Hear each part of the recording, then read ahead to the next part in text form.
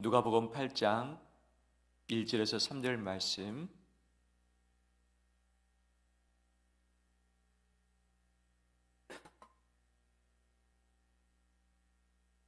한 절씩 교독하겠습니다. 그 후에 예수께서 각 성과 마을에 두루 다니시며 하나님의 나라를 선포하시며 그 복음을 전하실새 12 제자가 함께하였고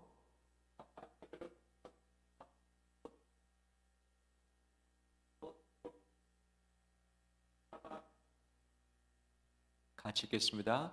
헤롯의 청지기 구세 아내 요한나와 수산나와 다른 여러 여자가 함께하여 자기들의 소유로 그들을 섬기더라.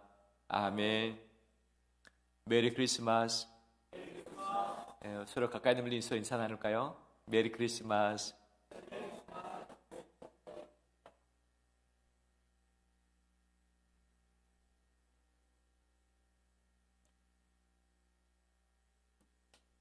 저의 첫째 딸이 태어난 날, 그날이 추억이 됩니다. 군 복무 중에 결혼을 했었고 하나님 주신 첫 번째 선물인 딸이 태어나는 날, 그날이 토요일이었습니다. 병원에 갔습니다. 저는 그냥 저절로 잘 태어날 것으로 생각했었고 긴장도 됐지만 기대감이 있었던 것이죠.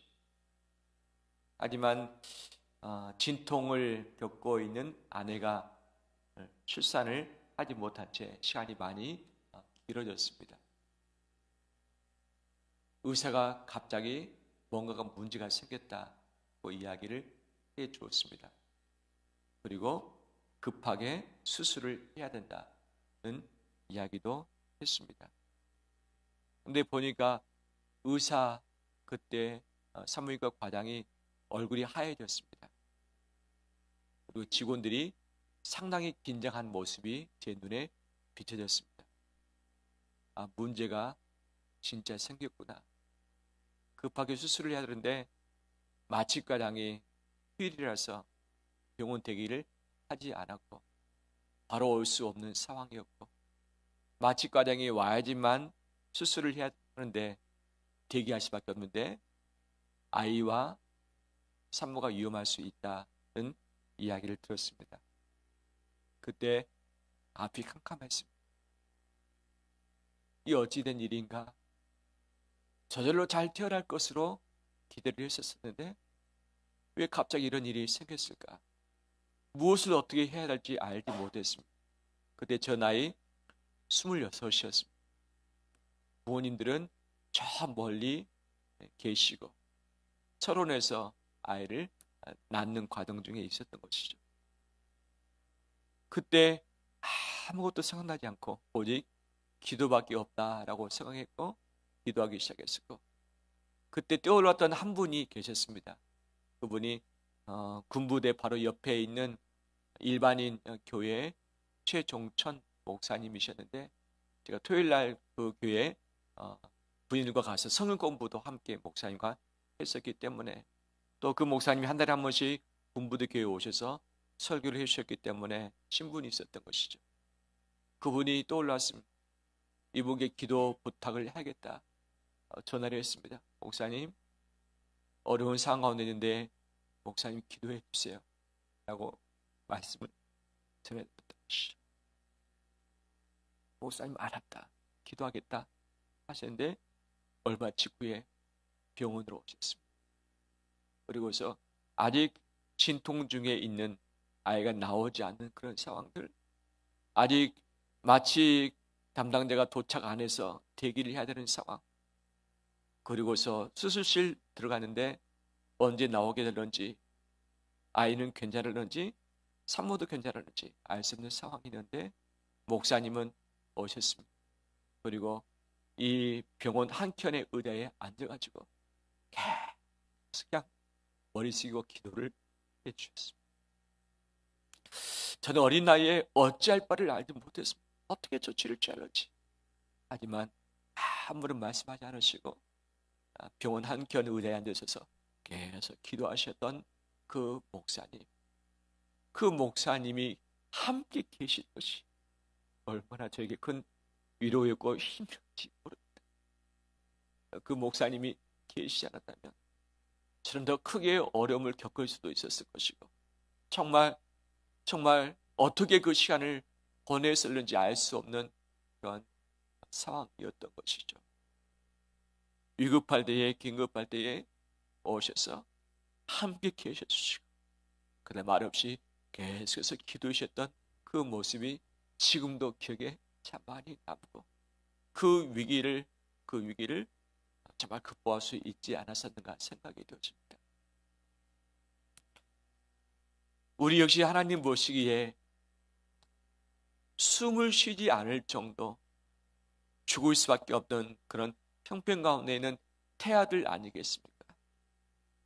이 땅에 태어났다고 하지만 제대로 숨 쉬지 못하고 핏덩이 같은 존재가 보살핌 없으면 죽을 수밖에 없는 그런 영혼들이 이 땅에 있고, 그다음에 따뜻한 곳에 있지 못하고 추위 가운데 있고, 빛 가운데 있지 못하고 어두움 가운데 있는, 신음하고 있는 우리 사람들, 하나님이 이것을 보셨고 이 영혼들을 구원하시겠다, 붙들어 주겠다라고 하는 하나님의 계획이 있었던 것 아니겠습니까? 그래서 하나님은 하나님을 대신하는 예수 그리스도를 이 땅에 보내주셨고, 그 예수님은 우리의 생명을 위해서 기도해 주셨고, 예수 그리스도 하나밖에 없는 생명을 우리를 위해서 친히 내어주신 바 되셨습니다.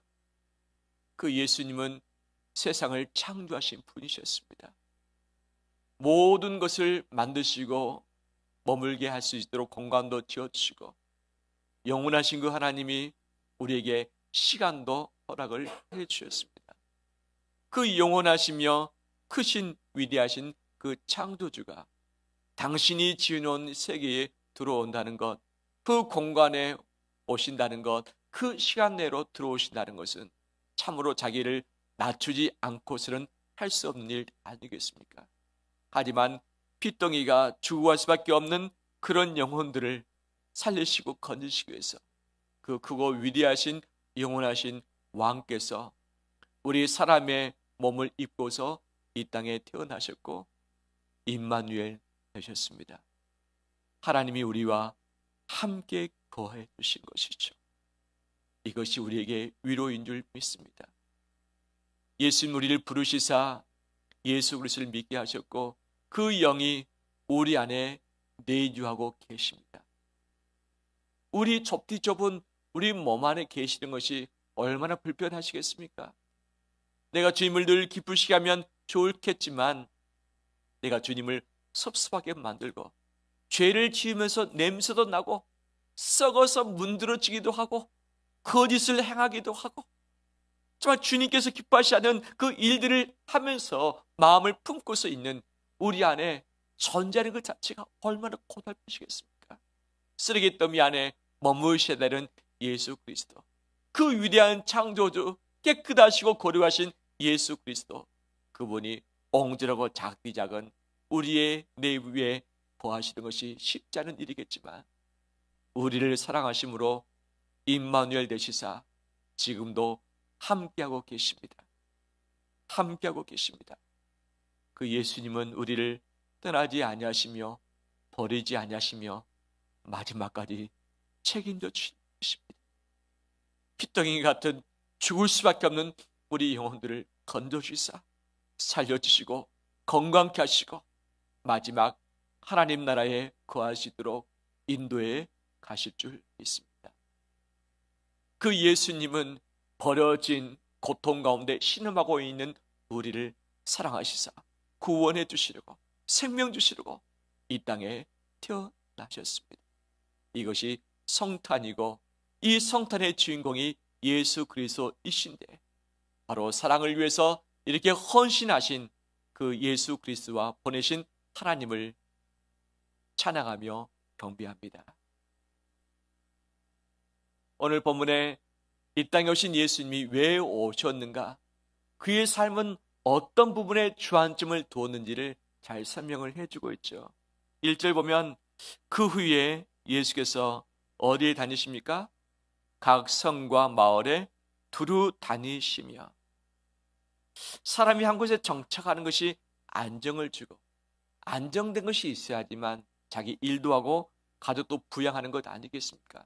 그런데 안정되지 않는 삶을 살 때에 늘 불안함이 있을 수밖에 없고 내가 어떤 것에 집중하기에 쉽지 않은 부분이 있습니다. 이사를 앞에 두고 있을 때에 한 달 전부터 손에 일이 잡힙니까? 안 잡힙니까? 일이 안 잡히고 이사 가야 되니까. 근데 그 이사 가는 곳이 더 나은 곳이라고 하면 기대와 설렘이 있지만 이사 가는 곳이 더 좋지 않은 환경 가운데 있다고 한다면 마음이 착잡하고 이 마음이 무거운 것 아니겠습니까? 바로 우리의 삶이 안정을 추구하는 것이 기본적인 사람의 욕구일진데 예수님도 사람으로 오셨기 때문에 이 안정을 추구하는 삶이 필요한 것 아니겠습니까?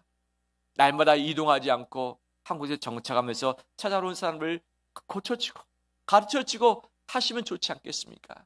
아니면 공생의 기한 동안에 한 곳에 머물기보다는 각 성과 각 마을에 두루 다니셨다라고 말씀을 하고 있죠. 성이라고 하면 도시를 의미하고 이 각 마을이라고 한다면 총구석을 의미하는 것이죠. 사람이 모여져 있는 그 도시뿐만 아니라 사람이 얼마 살고 있지 않는 이름 없는 마을까지 두루두루 다니시면서 예수 그리스도께서 이 땅에 오신 그 목적을 다 이루셨습니다. 유명한 사람, 힘 있는 사람은 사람이 많이 모이는 곳에 가서 자기 뜻을 펼치길 간절히 원하는 거죠. 하지만 예수님은 도시에도 가시고 촌락에도 가시면서 안 가시신 곳이 없을 정도로 두루두루 다니시면서 예수 그리스도의 목적을 다 이루셨습니다. 그 목적이 무엇인가? 1절 하반절에 보니까 하나님의 나라를 선포하시며 그 복음을 전하실세라고 이야기하고 있는 것이죠. 하나님 나라를 선포하시며 복음을 증거하셨다. 예수 그리스도의 가장 첫 번째 메시지가 무엇이었습니까? 회개하라. 무엇이 가까이 왔다? 천국이 가까이 왔다라고 하면서 이 천국을 다른 말로 풀이한다면 하나님 나라 아니겠습니까? 하나님 나라가 우리에게 임했다. 너희에게 임했다. 너희가 돌이켜서 회개해서 이 하나님 나라를 너희가 받으라고 말씀을 하시는 것이죠. 당시 로마 제국의 바로 지배 아래에 있었던 이스라엘, 그들은 독립하길 원했고 해방되길 원했습니다. 이 메시아 구세주가 나타나서 이 로마 제국을 뒤집어 엎고 이스라엘 민족이 독립해서 새로운 나라가 건설되길 간절히 원했던 이들, 예수님이 오시사 말씀하시기를 하나님의 나라가 이제 임했다. 이제 임했다. 너희가 돌이켜서 나를 받으라. 너희가 회개하라. 그러면 그 하나님 나라의 백성이 될 것이다. 말씀을 하시는 것이죠. 그 예수님이 하나님 나라를 선포하시며 복음을 전하셨습니다. 기쁜 소식을 전하셨습니다. 하나님 나라가 무엇인가? 한마디로 그 특징을 말하라고 한다면 하나님의 통치입니다. 하나님이 왕이 되시사 다스리시는 그 나라가 하나님 나라인데 그 백성이 그 말씀의 지배를 받고 그 말씀대로 살아내는 삶을 사는 것, 이것이 하나님 나라 일진데 바로 이것을 예수님이 전파하시고 이것을 이루길 간절히 원하셨습니다. 예수님의 3대 사역을 말하라고 한다면 이렇게 정리할 수 있습니다. 첫 번째, 전파하시고, 두 번째, 가르치시고, 세 번째, 고치시더라. 전파하시고 가르치고 고치신 것이 예수님의 3대 사역이었습니다. 많은 사람을 만나고 치료하기도 하고 귀신을 내쫓기도 하고 기적을 베푸셨지만 예수님이 주안점을 뒀던 세 가지가 바로 이것이죠. 하나님의 나라를 전파하시고 바로 그 나라가 임했던 것을 선포하시면서 그 나라의 백성이 될 것을 요청하셨던 것이죠.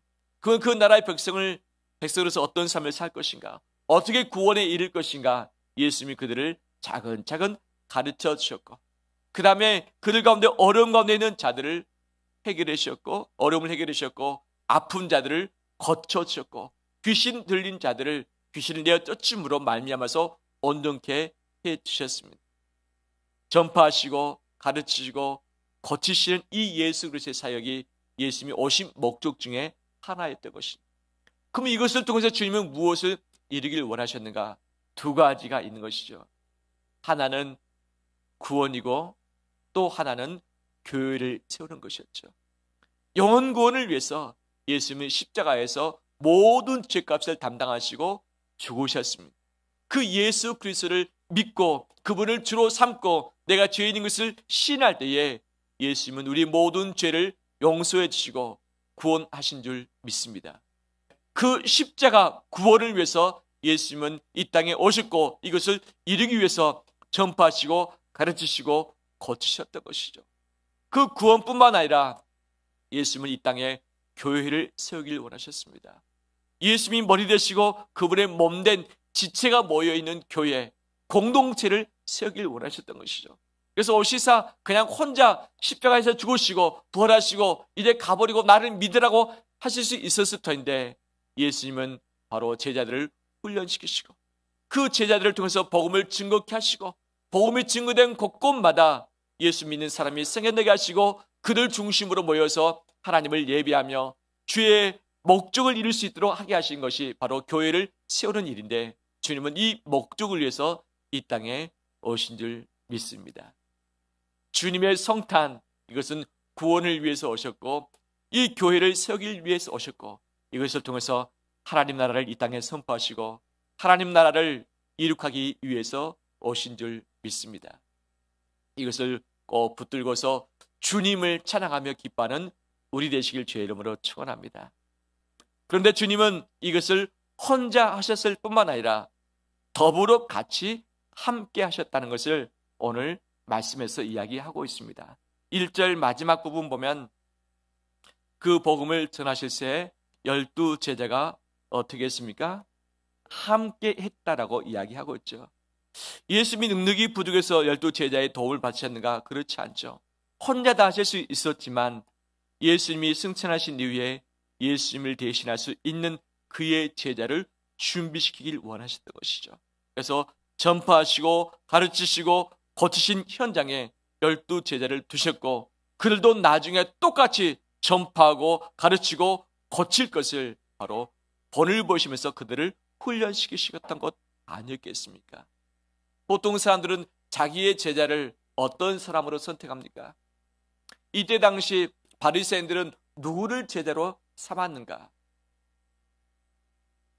말씀에 정통하며 그 율법을 잘 배웠던 학식 있는 사람을 보통 제자로 삼았고 뿐만 아니라 가문이 있는 사람을 제자로 삼았고 그리고 예루살렘 출신을 선호를 했습니다. 출신과 학력과 때문에 그의 가문을 보고서 제자들을 선택해서 자기 그 문화에 두었던 것이죠. 근데 예수님의 제자를 12명은 신분이 누구였습니까? 대부분이 절반 이상이 어부였습니다. 그때 당시 어부는 낮은 신분 계급에 속해 있었던 것이죠. 당시의 수도는 예루살렘이었습니다. 재력가 정치가 종교의 지도자들은 예루살렘에 다 거주를 했었던 것이죠. 그렇지만 그 갈릴리는 예루살렘으로부터 가장 멀리 떨어진 북쪽 지역에 있었습니다. 변방이었고 그 다음에 잘 살지 못하는 일반 사람들이 모여있던 것이기도 했던 것이죠. 바로 예수님은 이 갈릴리 지역에 있는 자들 중에서 제자들을 뽑으셨던 것이죠.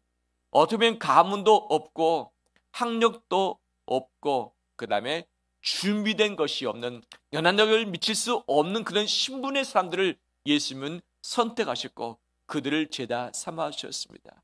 잘 나가는 사람, 이름 있는 사람, 모두가 다 우러러볼 수 있는 사람이 아니라 모두가 다 무시할 수 있는 가진 것이 적은 자기의 신분을 자랑할 수 없는 그런 자를 선택하시사 예수 그리스도의 제자 되게 하셨고 예수님과 함께 하나님의 목적에 동참케 해주셨습니다. 이것이 예수 그리스도의 귀한 성품인 줄 믿습니다. 예수님이 나를 선택하실 때에 조건을 가지고 선택하셨다면 나는 선택받지 못할 수도 있습니다. 그렇죠? 인정을 몇 분 안 하시네. 우리 옆에 분 얼굴 한번 보겠습니다. 모습 보겠습니다. 옆에 분의 댐댐이를 볼 때에 예수님이 선택할 만한 사람 맞습니까? 귀한 분들이 오셔서 감사드리고요. 이 세상의 기준에 의한다면 나는 선택받지 못할 수도 있다. 하지만 예수님은 나다치셨고 가난하고 없고 자랑할 것이 없는 그런 자와 함께 하셨고 그런 자를 예수 그리스도의 제자로 삼아 주셨습니다. 예수님의 형제 자매로 우리를 받아주셨습니다. 내가 드러낼 것이 없고 자랑할 것이 없을지라도 예수님이 있는 모습 그대로 나를 안아주시고 용납해 주시고 예수님의 식구 되게 하신 줄 믿습니다. 이것이 예수 그리스도의 사랑이신 것이죠. 예수님은 이 남성들로 구성되어진 12제자만 데리고 다니셨는가? 그렇지 않습니다. 예수님 주변에 여성들도 있었던 것이죠. 당시의 여성들은 좀 무시받는 신분이기도 했습니다. 이름이 잘 드러나지도 않습니다. 경제 생활을 잘 하지 못했습니다. 그리고 정치에 입문을 하지도 못한 부류이기도 했었던 것이고 바리새인들의 그 율법을 배울 수 있는 기회도 얻지 못했던 것이 당시의 여성들이었습니다.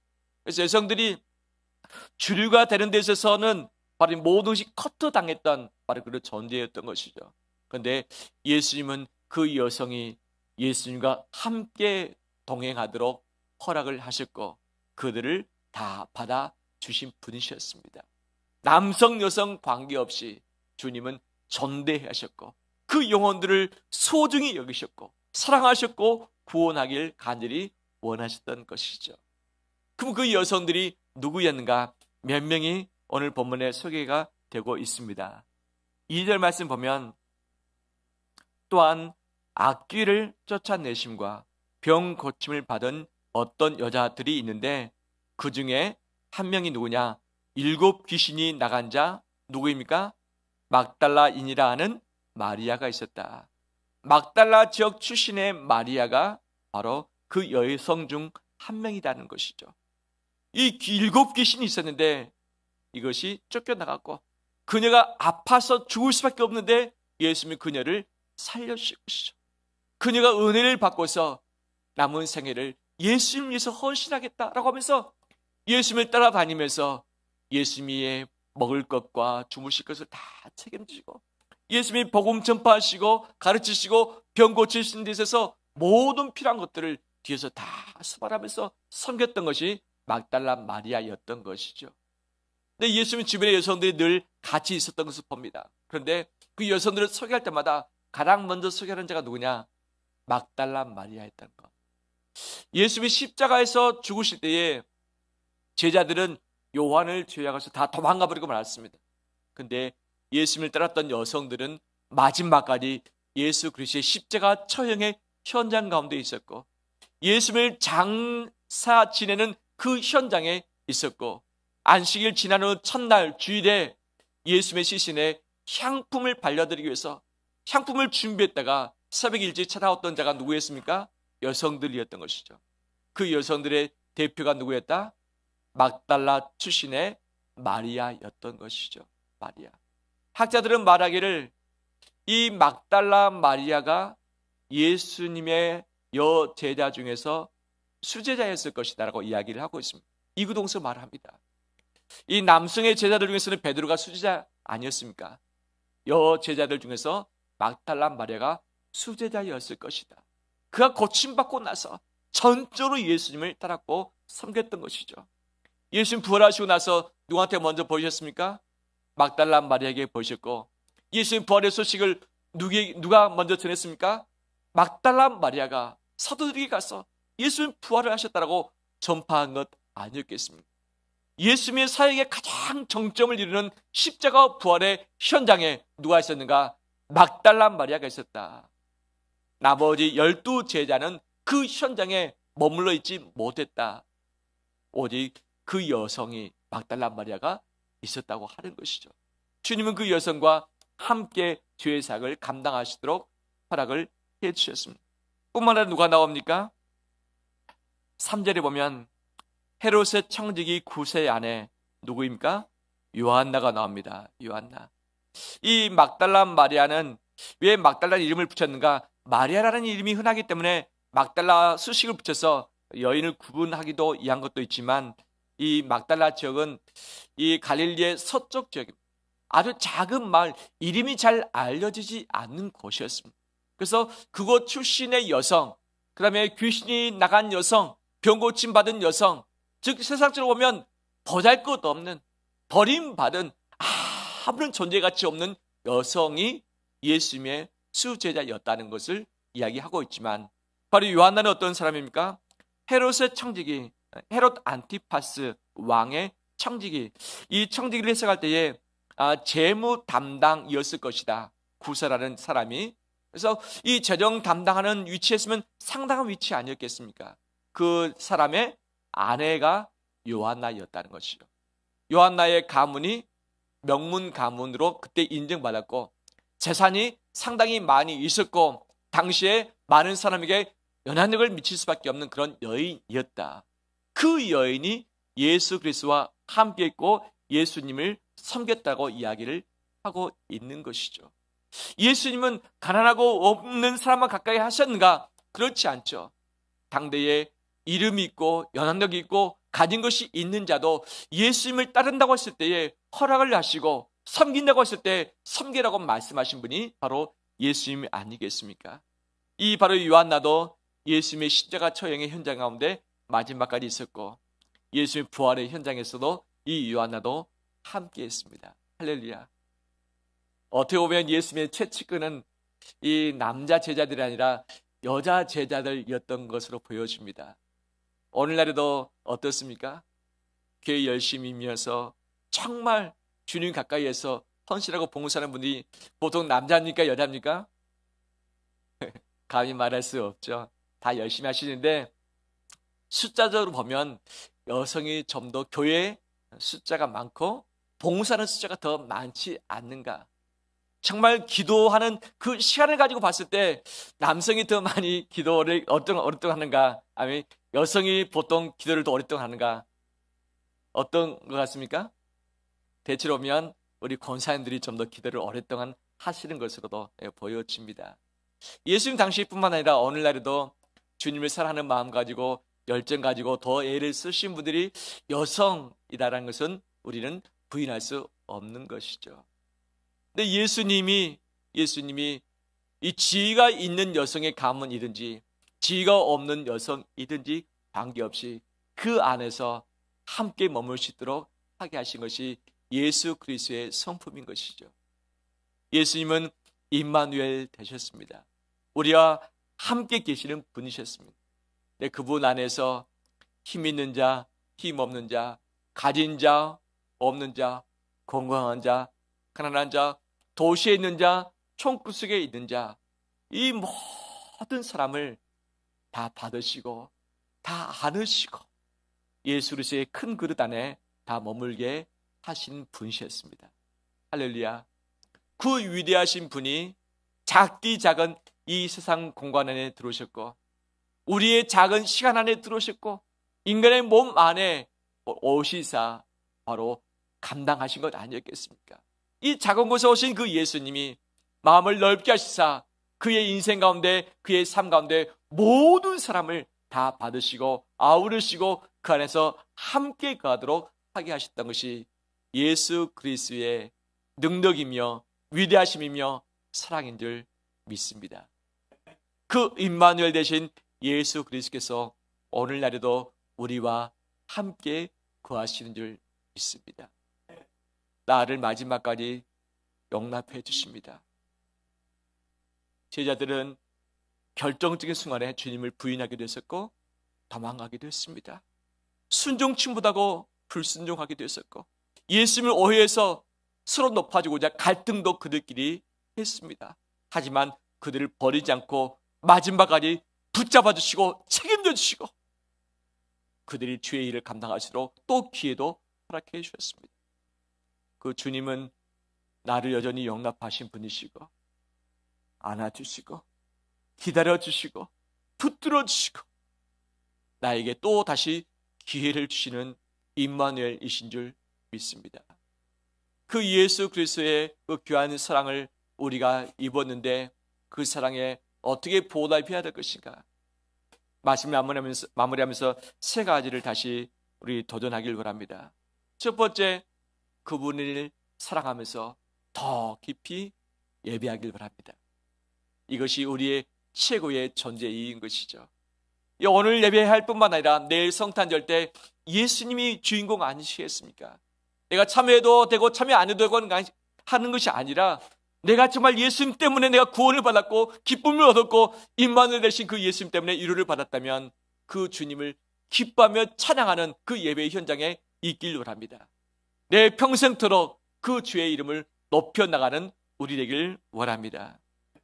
뿐만 아니라 예수님이 이 세상에서 두루 다니시면서 안정되지 못하셨지만 전파하시고 가르치시고 거치셨던 것처럼 내가 안정을 찾고 변화를 두려워하고 피하기보다는 바로 주님의 삶을 살면서 하나님 나라를 두루 전파하고 가르치며 어려운 자들을 붙들어주는 우리 삶이 되길 주의 이름으로 축원합니다. 마지막, 예수 그리스도를 닮아가는 것이죠. 오늘 본문에 두 단어가 반복해서 나왔습니다. 그 단어는 함께라는 단어입니다. 함께.